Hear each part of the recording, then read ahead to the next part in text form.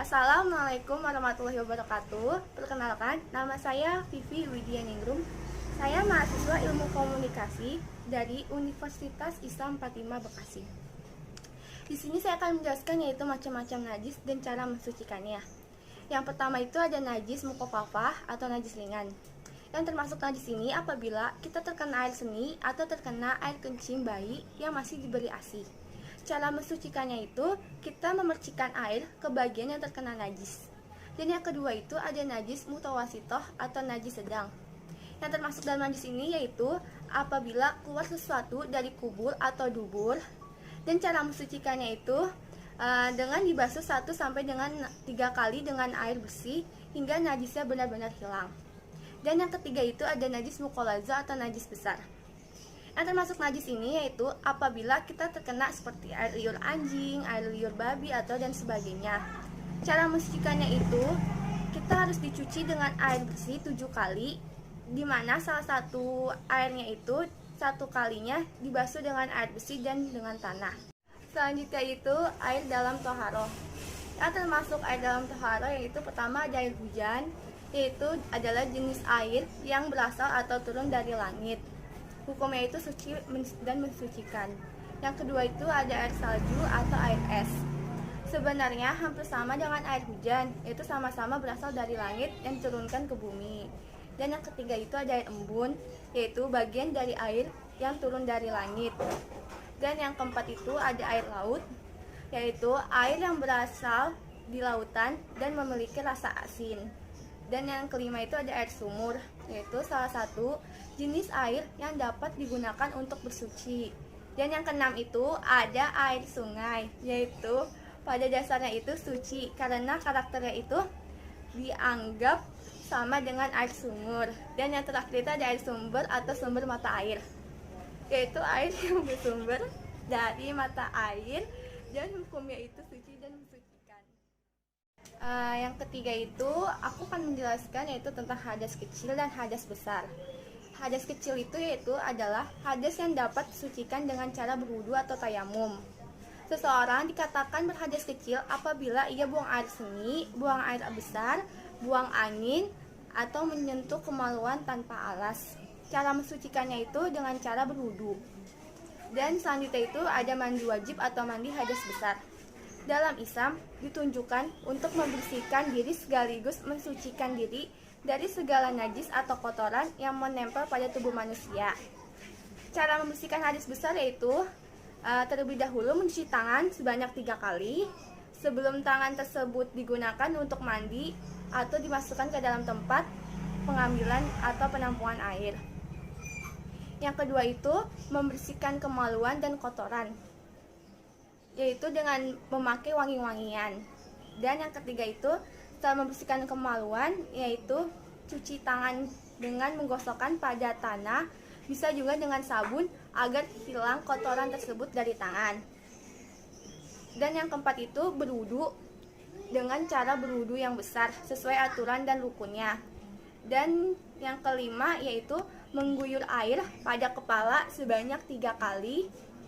Dan yang keenam itu mensucikan kepala atau keramas, yaitu mulai dari ujung kepala bagian kanan ke kiri dan membersihkan di sela-sela rambut agar benar-benar bersih dan sempurna. Yang ketujuh itu mengguyur air mulai dari sisi sebelah kanan lalu ke sisi sebelah kiri.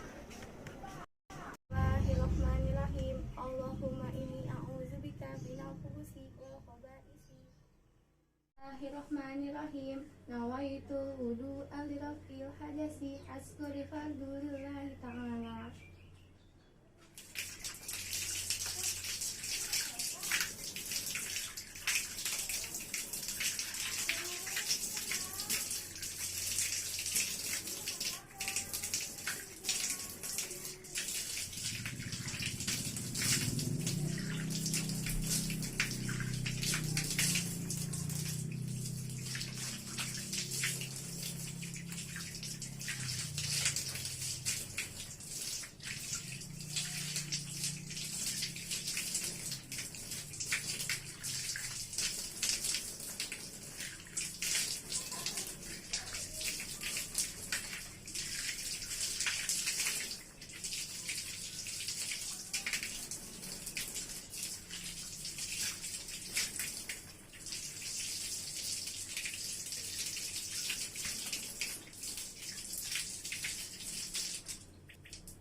Bismillahirrahmanirrahim.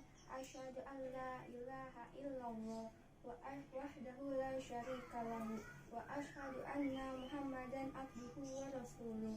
Allahumma ja'alna minat tawwabina wa ja'alna minal mutatahhirin wa ja'alna min ibadikas sholihin. Amin. Bismillahirrahmanirrahim. Alhamdulillahillazi azhaba anil adza wa afani.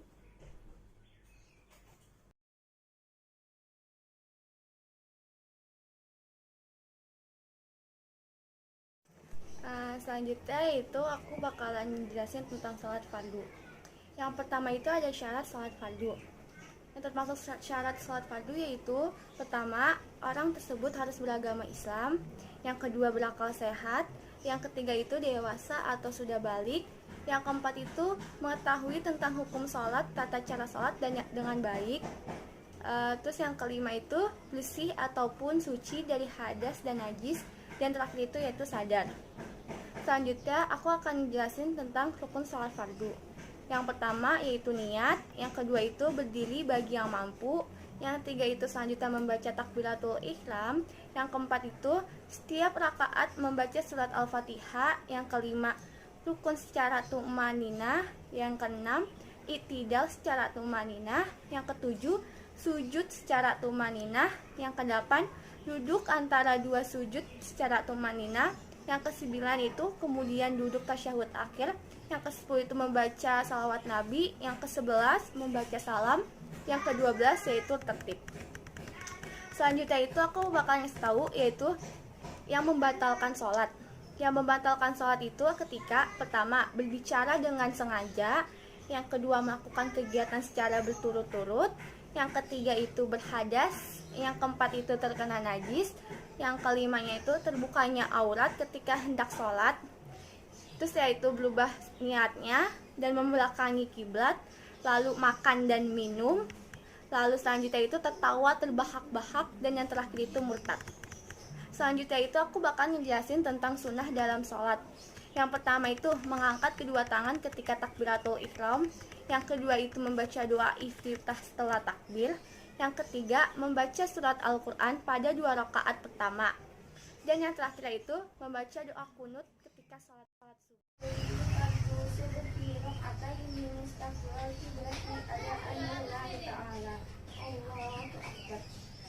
Allahu akbar kabiro walhamdulillahi katsiro wa subhanallahi bukratan wa asila. Inni wajjahtu wajhiya lillazi fatara samawati wal ardi hanifan musliman wa ma ana minal musyrikin. Inna salati wa nusuki wa mahyaya wa mamati lillahi rabbil alamin. La syarika lahu wa bidzalika umirtu wa ana minal muslimin. Bismillahirrahmanirrahim. Alhamdulillahi rabbil alamin. Ar-Rahmanir-Rahim. Maliki yaumiddin. Iyyaka na'budu wa iyyaka nasta'in. Ihdinas siratal mustaqim. Siratal ladzina an'amta 'alaihim ghairil maghdubi 'alaihim waladdallin. Amin. Bismillahirrahmanirrahim. Alam tara kaifa fa'ala rabbuka bi ashabil fil. Alam yaj'al kaidahum fi tadlil wa arsala 'alaihim tayran ababil tarmihim bihijaratin min sijil faj'alahum ka'asfin ma'kul. Allahu akbar. Subhana rabbiyal azimi wa bihamdi. Subhana rabbiyal azimi wa bihamdi. Subhana rabbiyal azimi wa bihamdi. Sallallahu liman hamidah. Rabbana lakal hamdu mil'us samawati wa mil'ul ardi wa mil'u ma syi'ta min syai'in ba'du. Allahu akbar. Subhana rabbiyal a'la wa bihamdi. Subhana rabbiyal a'la wa bihamdi. Subhana rabbiyal a'la wa bihamdi. Allahu akbar. Yufirli warhamni wajburni warzuqni wahdini wa afini wa'fu anni. Allahu akbar. At-tahiyyatu mubarakatus salawatut thayyibatu lillah. Assalamu alayka ayyuhan nabiyyu wa rahmatullahi wa barakatuh. Assalamu alayna wa ala ibadillahi sholihin. Asyhadu an la ilaha illallah wa asyhadu anna Muhammadan Rasulullah. Allahumma sholli ala sayyidina Muhammad wa ala ali sayyidina Muhammad kama shallaita ala sayyidina Ibrahim wa ala ali sayyidina Ibrahim kama shallaita ala sayyidina Muhammad wa ala ali sayyidina Muhammad kama barakta ala sayyidina Ibrahim wa ala ali sayyidina Ibrahim fil alamin innaka Hamidum Majid. Assalamualaikum warahmatullahi wabarakatuh. Assalamualaikum warahmatullahi wabarakatuh. Astaghfirullahaladzim. Astaghfirullahaladzim. Astaghfirullahaladzim. Allazi la ilaha illa huwal hayyul qayyum wa atubu ilaihi min jami'il ma'asi wal dzunub. La haula wala quwwata illa billahil aliyyil azim. Bismillahirrahmanirrahim. Rabbil firli wa liwalidayya warhamhuma kama rabbayani shaghira. Rabbana atina fid dunya hasanah wa fil akhirati hasanah wa qina adzabannar. Amin.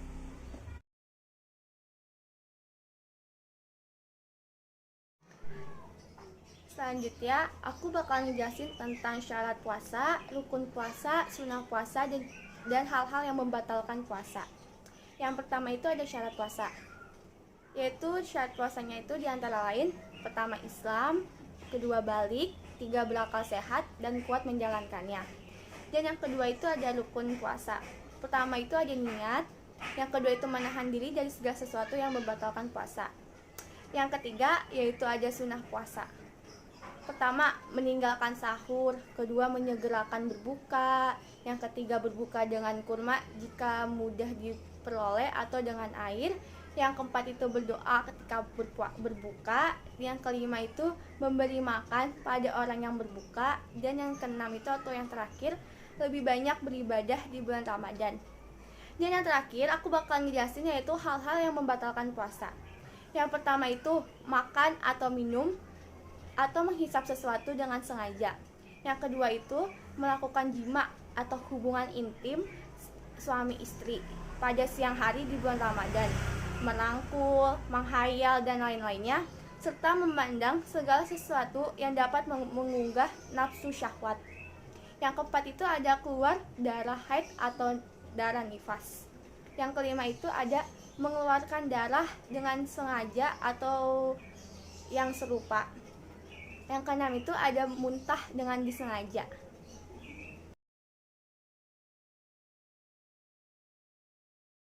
Dan aku bakal jelasin materi terakhir aku, yaitu tentang zakat, infak, dan sodako, dan perbedaannya. Sodako itu berasal dari kata sodako yang berarti benar. Orang yang suka bersedekah adalah orang yang benar pengakuan imannya. Adapun secara terminologi yaitu syariat sodako, makna asalnya adalah tahqiqu syar'in bisyar'i, atau menetapkan atau menerapkan sesuatu pada sesuatu. Yang kedua itu ada zakat. Zakat secara bahasa atau lugot berarti tumbuh, berkembang, dan berkah, atau dapat pula berarti membersihkan atau mensucikan seorang yang memberi zakat, karena keimanannya niscaya akan memperoleh kebaikan yang banyak. Dan yang terakhir itu ada infak, yaitu berasal dari kata arfaqo yang berarti mengeluarkan sesuatu atau harta untuk kepentingan sesuatu. Menurut terminologi syariat, infak berarti mengeluarkan sebagian dari harta atau pendapatan atau penghasilan untuk sesuatu atau kepentingan yang diperintahkan Islam. Jika zakat ada nisabnya, infak tidak mengenal nisab. Dan aku bakal ngejelasin perbedaannya. Yang pertama, perbedaan sodako itu lebih luas dari infak, karena yang disedekahkan itu tidak terbatas pada materi saja. Dan yang kedua itu ada zakat.